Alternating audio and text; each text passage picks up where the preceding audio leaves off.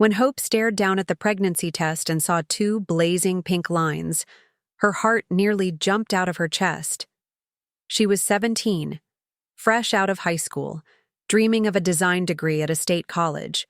Her boyfriend, Nick, a few years older, steady as a rock, pulled her into his arms and said, "We've got this. One day at a time." And you know what? They really did. Hope finished the very program she'd set her sights on. Nick threw himself into fatherhood, changing diapers at 3 a.m. and hustling double shifts, so their little girl Emma never felt a thing was missing.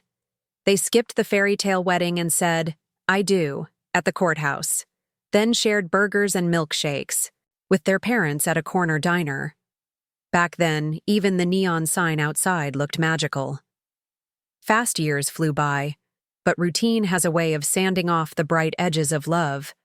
Hope and Nick never shouted, never hurled plates, feelings just thinned out. Nick, bless him, didn't see it. In his mind, their marriage was still high school sweetheart strong. Hope, though, felt a hollow space growing between them. That's when Dylan showed up on her radar. He worked in the sales team, one floor over. Easy laugh, easy swagger, held his phone like it was part of him. Everything about him tugged at Hope. The way he leaned on a desk, the low rumble of his voice, even the little smirk he gave clients when closing a deal. Some afternoons, her imagination ran so wild, she'd duck into the restroom to splash cold water on her cheeks. One Tuesday, Dylan caught her by the coffee machine and struck up real conversation. More than the usual, "Hey, what's up?" Her cheeks went cherry red. She laughed too hard at his jokes and couldn't quite meet his eyes. Pretty soon, small gifts started landing on her desk. Salt caramel latte, a goofy stress ball, tiny Post-its that said, "You got this."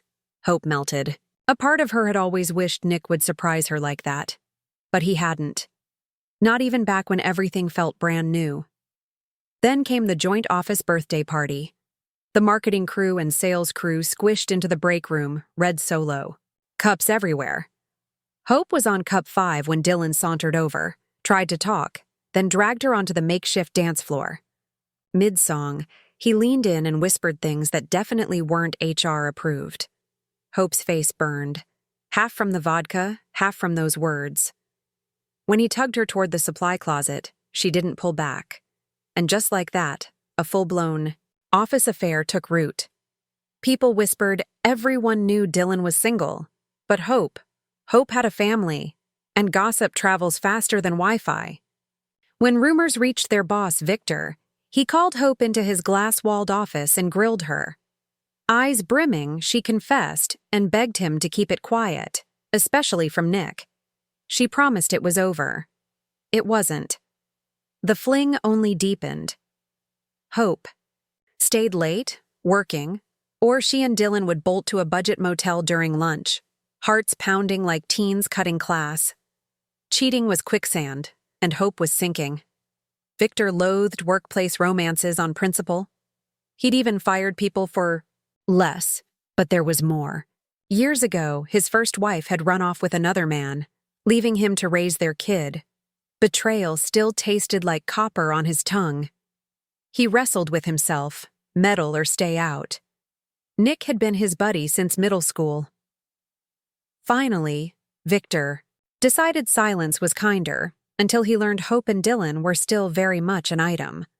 Fury won out. He texted Nick, "Need to talk. Tonight?" They met at a downtown bar. Nick arrived in work boots and a fleece jacket, expecting a ketchup beer. Victor, usually all jokes and stories, looked wrecked. "Vic, everything okay?" Nick clapped a hand on his shoulder. Victor swallowed. "Not for me, man. For you." Then he laid it all out. He apologized over and over, said he'd understand if Nick punched him. Nick just listened, jaw tight, then downed his pint in one go. He thanked Victor, paid the tab, and walked out. November air slapped him in the face. Cold rain seeped through his thin jacket while the rideshare app kept spinning. Shock morphed into raw anger. Anger at Dylan, at Hope, at the whole stupid universe. In his apartment building, he pounded the stairwell wall until his knuckles bled. Physical pain was easier than what chewed his heart. Hope was waiting at home. Emma was already asleep. Because their daughter had an art school showcase the next morning, they fought in furious whispers. Hope hissed that Nick's calm to a fault nature had driven her away, that Dylan made her feel alive. Nick stood there stunned. He'd given her all. He had apparently not enough. They slept in separate rooms. At dawn, they left for work without a word. All day, Nick tried to map a way forward, but Hope made the next move. She called. She was moving in with Dylan. Best for everyone. Nick said, "Okay." Emma refused to join her mom in a stranger's apartment, and Hope didn't push. She felt 19 again, light, free, giddy for Dylan. A teenager at heart doesn't want a teenager. In tow. Nick was secretly relieved he didn't end up completely alone. Hope agreed not to force a sale of their condo, but wanted cash for her half. Nick had no choice, took out a loan and wired her the money. Contact between ex-spouses fizzled to zero. News came secondhand through Emma. The money vanished fast. New furniture, new gadgets, weekend trips. 2 years later, Dylan tossed Hope out, suitcase on the curb, everything else his. Victor, true to form, fired them both.